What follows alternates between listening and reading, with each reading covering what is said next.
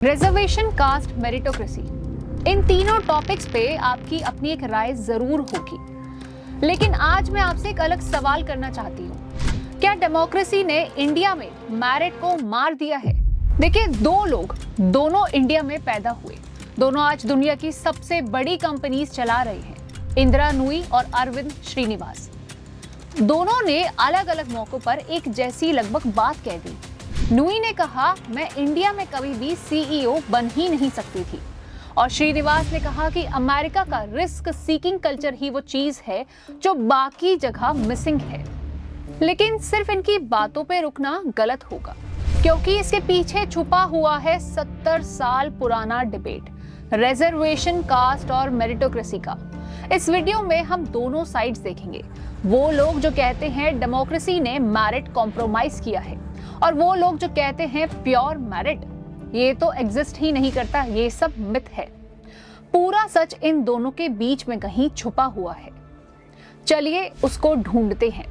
नमस्कार, आप देख रहे हैं अपग्रेड चैनल। मैं हूं राधिका। रेगुलर अपडेट्स के लिए आप इस चैनल से जुड़ सकते हैं। सबसे पहले बात करते हैं दो बड़े नाम की, जिन्होंने एक जैसी बात कह दी। स्टैनफोर्ड यूनिवर्सिटी के होवर इंस्टीट्यूशन के अंदर इंदिरा नूई बात कर रही थी। बात करते वक्त उन्होंने जिक्र किया कि मैं कभी भी किसी और देश की सीईओ बन ही नहीं सकती थी। स्पेशली उन्होंने इंडिया को भी कंसीडर किया। उनके मुताबिक अमेरिका एक ऐसी जगह है जहाँ पे मेंटर सिर्फ बेस्ट ब्रेन्स को टॉप पर ले जाना चाहते हैं, जेंडर या एथनिसिटी को देखे बिना। और उन्होंने एक लाइन बोली जो बहुत से लोगों को चुभ गई, जब उन्होंने बोला, एवरीबडी को वोट और एवरीबडी को से मिलता है, उससे प्रोग्रेस स्लो हो जाती है। उन्होंने इंडिया को डिस्क्राइब किया एक ऐसा देश जिसकी खूबसूरती उसके एब्सोल्यूट chaos के अंदर है। लेकिन अगर मैं आपको क्लीन और ऑर्डरली लिविंग के बारे में बताऊं और अगर आपको वो पसंद है तो ये इंडिया इम्पॉसिबल लग सकता है। फिर उन्होंने चाइना की तारीफ कर दी, क्योंकि उनके सेंट्रलाइज सिस्टम ने देश को डार्क एजेस से निकाल दिया।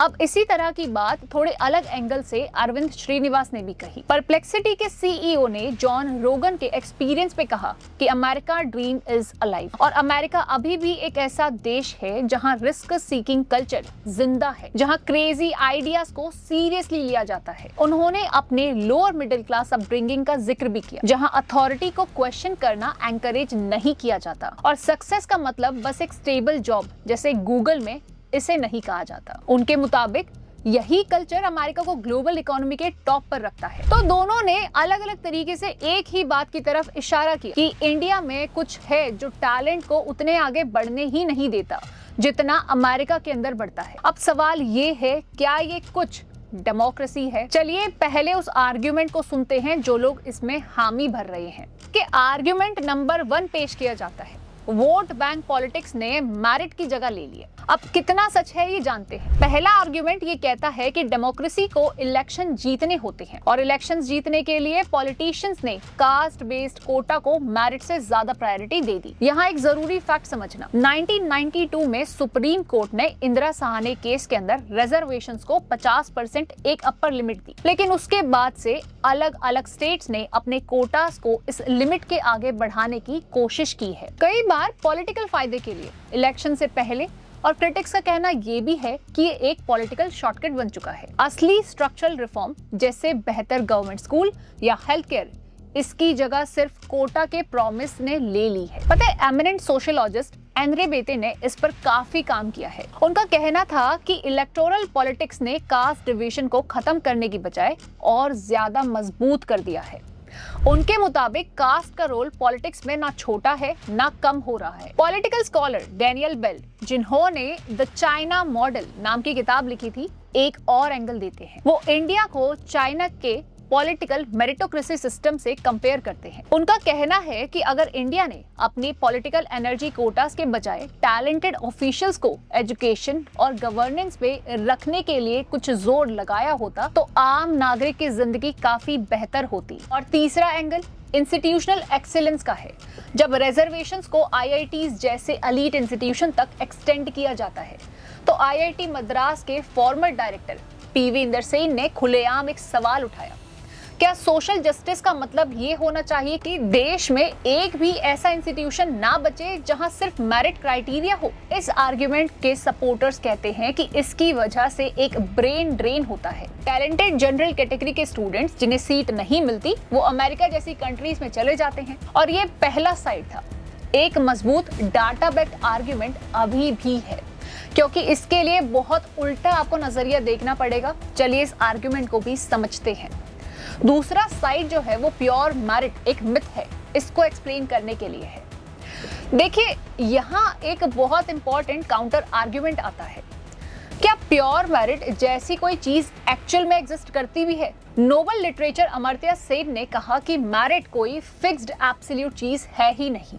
ये एक इंस्ट्रूमेंटल कंसेप्ट है जो डिपेंड करता है सोसाइटी गुड को कैसे डिफाइन करती है।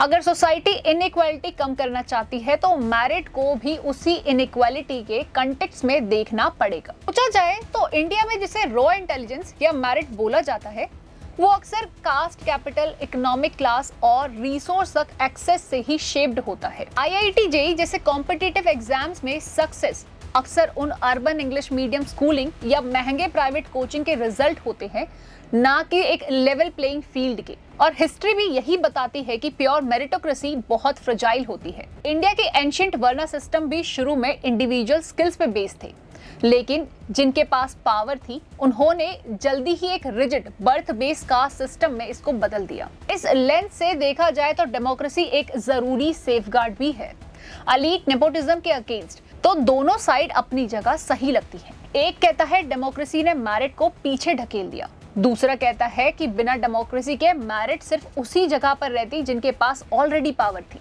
अब देखते हैं कि नंबर्स क्या कहते हैं, क्योंकि डाटा झूठ नहीं बोलता। IMF के लेटेस्ट 2026 आउटलुक के मुताबिक इंडिया दुनिया की फास्टेस्ट ग्रोइंग मेजर इकोनॉमी है। 7% ग्रोथ रेट के साथ जो ग्लोबल एवरेज से दुगना या फिर उससे भी ज्यादा है।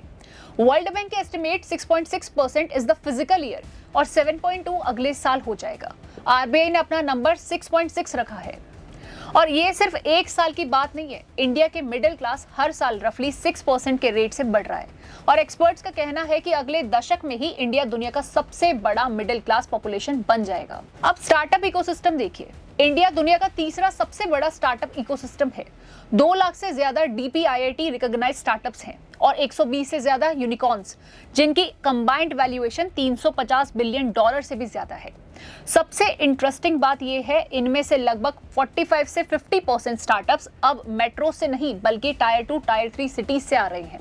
इंदौर, कोयम्बटूर, चंडीगढ़, जयपुर, लखनऊ, यहाँ सब नए इनोवेशन हब्स बन रहे हैं। इसी ट्रेंड का सबसे बड़ा रियल लाइफ एग्जाम्पल है रितेश अग्रवाल। उड़ीसा के एक छोटे से टाउन कटक से निकल के बिना किसी बिग सिटी बैकग्राउंड के उन्होंने ओयो रूम्स बना दिए। आज दुनिया के सबसे बड़े हॉस्पिटैलिटी चेन्स में से एक है। एक और चीज जो इंटरेस्टिंग है, रिवर्स ब्रेन ड्रेन। बहुत सारे NRIs अब वापस इंडिया आ रहे हैं और बिजनेस शुरू कर रहे हैं। उनमें से वुमेन एंटरप्रेन्योरशिप सबसे तेजी से बढ़ रही है। आज इंडिया की 20.5% MSMEs वुमेन ओन्ड है। और डिजिटल इंक्लूजन, रूरल इंडिया में इंटरनेट एक्सेस 2015 में 9% थी, जो आज 40% से ज्यादा हो चुकी है।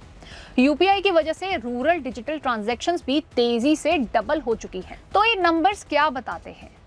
इंडिया रुक नहीं रहा। इंडिया का मेरिट सिर्फ एक जगह से दूसरी जगह शिफ्ट हो रहा है।